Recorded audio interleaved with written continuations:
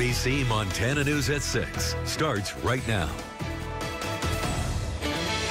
Right now, cleanup going on at a Bozeman nonprofit organization after another roof collapsed today.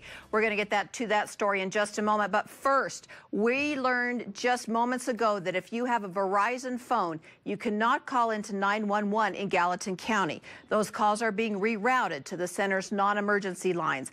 Gallatin County officials blame it on an issue between Verizon Wireless, CenturyLink, and Zayo. Officials say they're working to resolve it. So what should you do? If you call 911 from your Verizon phone, tell whoever answers immediately that you are faced with an emergency. And we have other ideas for you online at NBCMontana.com. Now, back to that story. Last week, we told you of 2 cave-ins of roofs at MSU. Today, a horse ranch that helps female veterans. NBC Montana's Dion Broxton joins us live from the Serenity Ranch with a first-hand look at the destruction. Dion? Well, Linda, there's around 90 horses on this ranch, and I'm told it's a blessing none of them were in this barn when it came crashing down in the middle of the night. We woke up on Saturday morning and there it was. Suzanne Carter won't forget the day her dream came crashing down. And I just came down and burst into tears. She moved to Bozeman 15 years ago and owns the Serenity Ranch. Our mission is obviously to rescue and rehome as many horses as we can. She says this barn couldn't withstand the power of Mother Nature. We had a lot of snow all at once. Normally we have snow, sun comes out and the snow just falls off. But this year it just built up and built up. The owner tells me if this barn came down just a few hours later, dozens of horses could have been killed. Oh, is it good, baby? I learned the barn is used to train horses for those who protected our country. Our women's program is to help lady veterans with PTSD and other traumas.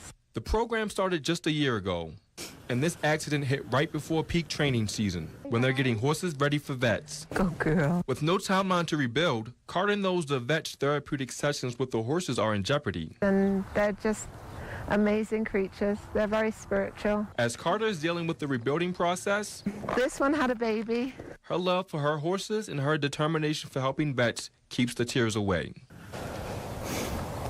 If you'd like to donate or volunteer here at the Serenity Ranch, go to NBCMontana.com and click on this article. Reporting live in Bozeman, Dion Broxton, NBC Montana. Boy, thank you, Dion. So grateful that no one at MSU, no horses there are injured. Well, something no one with a flat roof wants to hear, more snow on the way. Well, you wouldn't know it right now. Taking a look outside with us through our live weather cams over Bozeman and Butte. Very nice today. Feels like spring. Here's Mark with those changes we're talking about. Well, good evening, everyone. We have another weather maker to talk about. A weather alert day through tomorrow for accumulating snow. Heaviest will be here in southwest Montana and also the northwest parts of the state. Most of the snow right now confined to areas west and northwest of the Butte area, but we will have snow developing overnight, but probably not until midnight and on in Bozeman. Temperatures in the upper 20s at 7 o'clock with light winds, down to about 22 at midnight. Snow developing in Butte around 8 o'clock and lasting hourly through the midnight hour. 30 at 7 o'clock, down to 24 at midnight. So I'm tracking this storm. I'll tell you how much snow we are anticipating, and I'm still talking about a warming trend as well. I'll have that for you. Thank you, Mark. A 52-year-old Bozeman man is safe tonight after spending most of last night out in the cold. Search and rescue got a call shortly after midnight after the man failed to return home before dark. He was snowmobiling by himself in the area of Storm Castle. Rescuers found the man hiking down the road 3 miles from the Storm Castle trailhead. He told them he had gone off that trail 12 miles up the road and became stuck. He was not injured. Sheriff Brian Gutkin reminds those who enter the backcountry always go with a partner, be prepared to spend the night should things not go as planned, and tell someone where you are going and when you plan to return, which the sheriff says was very helpful in this case. A government ethics watchdog group says former Interior Secretary Ryan Zinke did not violate federal rules and wrongfully influence a special election in Pennsylvania. The Office of Special Counsel says it found no evidence Zinke violated the Hatch Act. At issue was Zinke announcing last year that $55 million in grants would be awarded to clean up abandoned coal mines in Pennsylvania, just outside a congressional district where a special House election would be held. The Republican candidate in that race attended the announcement enforcement. Despite the news, Zinke may not yet be out of the woods. The Office of Special Counsel is investigating a similar case involving Zinke and a Senate race in Florida, and a separate Justice Department probe into Zinke is ongoing. We were in federal court in Missoula today to hear a former Miles City athletic trainer plead guilty to coercion and enticement. Our cameras were not allowed in the courtroom, but James Doc Jensen showed up in a wheelchair. Prosecutors say he coerced young boys into sexual activity by saying it would make them better athletes. Some of those students are suing him, and he faces state child pornography charges. Jensen faces a maximum of 15 years. He is 79 years old. A Bozeman man killed in Iraq will receive the Medal of Honor, the nation's highest military award for battlefield valor. President Donald Trump will present the medal to Army Staff Sergeant Travis Atkins' son at a White House ceremony on March 27th. According to the White House, Atkins was killed while trying to subdue a suicide bomber. He used his body to shield fellow soldiers from the explosion. Atkins, 31, who was on his second tour of duty in Iraq at the time of his death. Montana has one of the highest veteran suicide rates in the nation. In 2016, it was nearly 3 times the national rate. A new grassroots organization is working to address the problem. NBC Montana's Mackenzie Doherty has that story. People sitting down at a meeting of a new organization in Kalispell, but it's not just any meeting. It's a training to prevent veteran suicide. At the moment, we are losing 22 veterans a day in the United States due to veteran suicide, PTSD, traumatic brain injuries, etc. That's Michael Shepard, the president of this grassroots organization. It's called the Veterans Coalition of Northwest Montana. They've been working about 9 months. We would do it from the boots on the ground and work up, because it's better if you have brother to brother than you have a stranger. Shepard says they've already accomplished a lot. Within 2 months, the county now has a 24-hour-a-day, 7-day-a-week manned suicide hotline. And he says they created the first guide to every resource a Northwest Montana veteran may need. Now the training is conducted by the QPR Institute. It's a suicide prevention program that stands for Question, Persuade, Refer. Roger Pipkins taught today. It stresses action and follow-up. Follow-up, very important. Doesn't do any good if you keep somebody from drowning and still leave them in the water, does it? Shepard says participating in the training is also about spreading awareness. We're going to be very active on the front end to see if we can't at least get this to the point where people are comfortable to talk with a fellow person about what's going on from here up. Because Shepard knows what it's like. He lost a friend when he was very young. And others in the room also said they've been affected by suicide. So now they can take what they learn outside these walls to hopefully prevent suicide in not just veterans, but everyone. Reporting in Kalispell, Mackenzie Doherty, NBC Montana. Montana's Office of Public Instruction wants to change the criteria for evaluating autism in students. A public hearing was held today on the changes.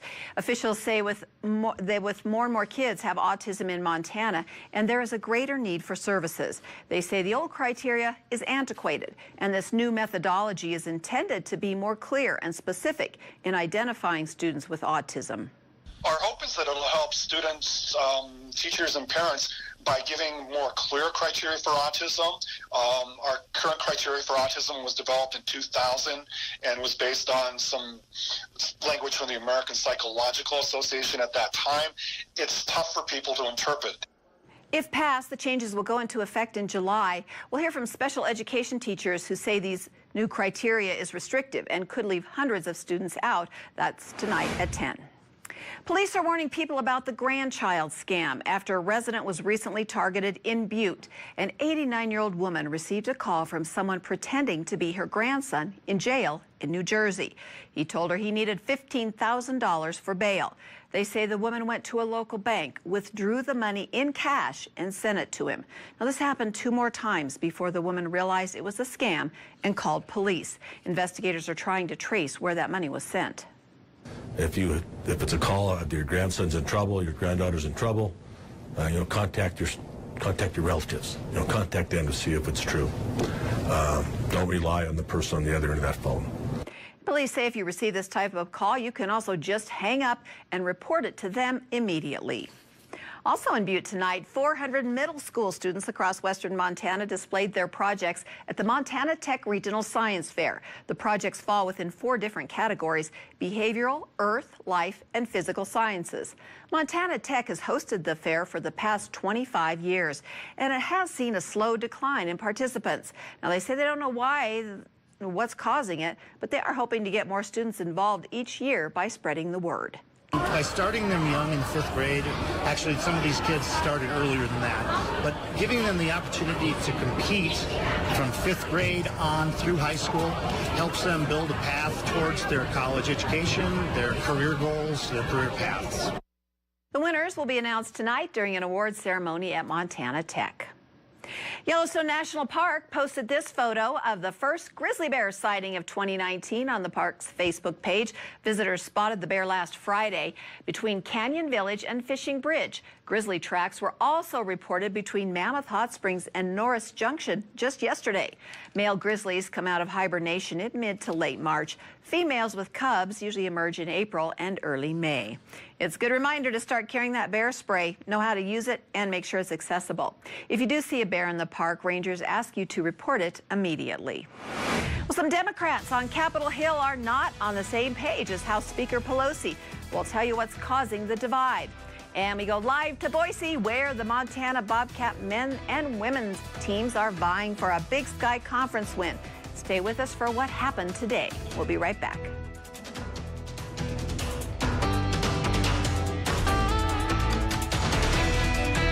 Get the best sleep of your life and cash in during Mattress King's Cash. In national headlines, a number of House Democrats are not exactly falling in line behind House Speaker Nancy Pelosi this week after she said the party should back off the idea of impeaching President Trump. James Rosen reports from Capitol Hill.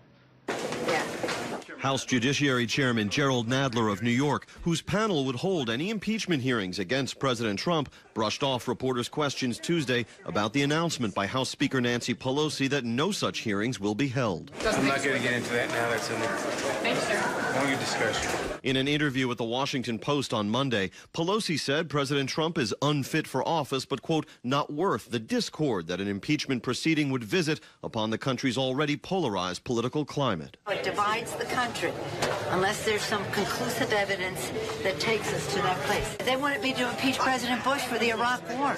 I didn't believe in it then. I don't believe in it now. Freshman Democrat Rashida Tlaib of Michigan, who had previously vowed in profane terms to impeach Mr. Trump, vowed anew to continue on that path. These are really, really serious criminal activity that he's being allegedly being said that he's doing out of the Oval Office, and that's something that should be investigated. 7-term Democrat John Yarmouth of Kentucky called impeachment inevitable, telling CNN the process has effectively begun, with all the investigations that House committee chairs have already launched, a view echoed by California's Ted Lieu, who sits on the Oversight Committee. We're going to interview witnesses, get documents, and at the end of the day, the investigations are either going to exonerate Donald Trump and his associates, or it's not. And then we're going to have a conversation with the American people as to how to proceed from there.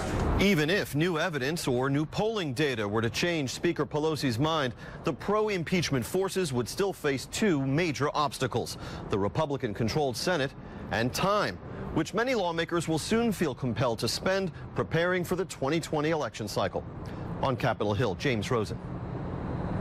What do you think? Is Speaker Pelosi losing control of her party? Go to NBCMontana.com, click on the News tab, select Question of the Day, and submit your answer there. Governor Steve Bullock and Senator Nate McConnell plan to introduce a bill to outlaw foreign spending in state elections, building on Governor Bullock's efforts and those in previous legislative sessions to make Montana elections among the most transparent in the nation. Ranchers happy for a warm-up this week, keeping a close watch for newborns. It's been a very cold start for many. Our thanks to Catherine, a viewer who sent us this photo, a new calf waiting for that snow to melt off. Well, she sent it through our chime in at NBCMontana.com. Well, Mark has more on those changes to this nice day to tell you about in his full forecast. Also still ahead, the MSU Lady Bobcats got their shot at the quarterfinals of the Big Sky Tournament today. We'll show you whose hot shooting hands led to their victory. Stay with us.